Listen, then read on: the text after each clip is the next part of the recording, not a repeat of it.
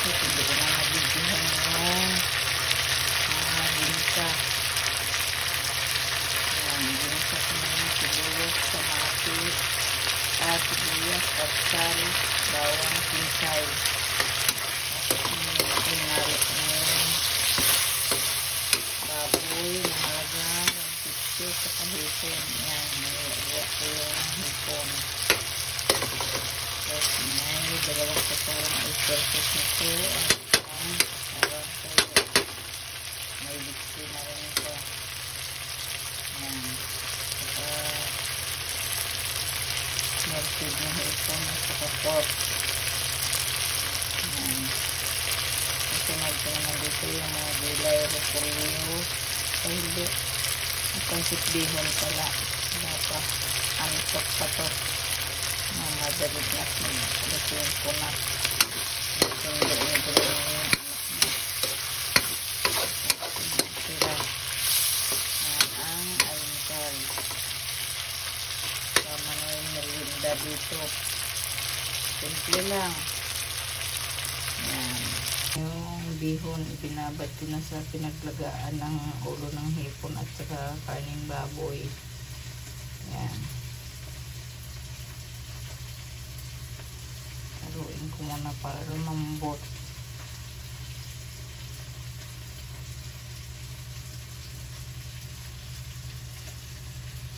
Ang sabaw niya.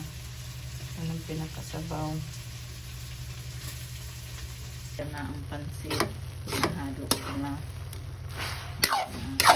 Pinakasabaw niya yung pinaglagaan ko ng baboy at saka ulo ng hipon.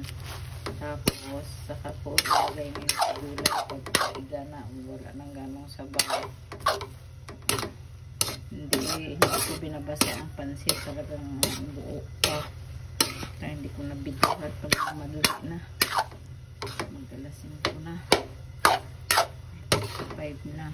Rating na sila na bunso. Yan. Naga ko na agluto. Hindi na nakita yung baboy tsaka hipon. Paghalagang 150 lang. Isusunod ko na yung repolyo at bagyo beans, carrots. Yan. Tayo ko muna. Nahaluin natin. Nilagay ko na yung repolyo, carrots, tsaka bagyo beans. Nahaluin ko na uli. Mahina lang ang apoy. Painin lang. Yan. Para mahalo.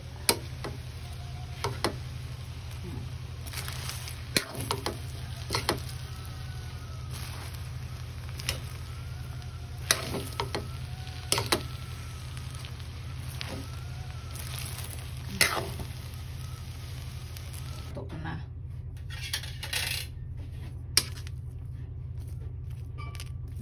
Ano ko na lang. Takpan ng konti para yung gulay hindi masyadong luto. Hapok lang. Yan na. Gagawa pa ako ng pinapay. Yan na. Ang aking pansit, simple lang. Ang halo lang ay sibuyas, bawang, kinsay, pork cube, shrimp cube, oyster sauce, 2 kutsara, 1 kutsarang toyo, bitsin, pamintang pinong-pino, carrots, bagyo beans, repolyo. Mahal ng gulay ngayon, sobra dahil sa bagyo. Yan. At saka hipon na halagang 150 at karning 150. Kalahating kilong pansit bihon. Ayan na.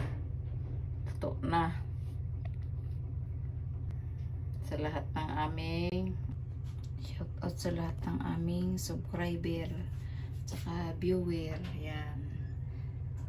Sa new subscriber, old subscriber sa Luzon, Visayas at Mindanao at sa buong bansa. Yan. God bless po. Ingat po tayo parati. Good morning. Yan. Yan ang pansit ko na niluto ngayong agahan.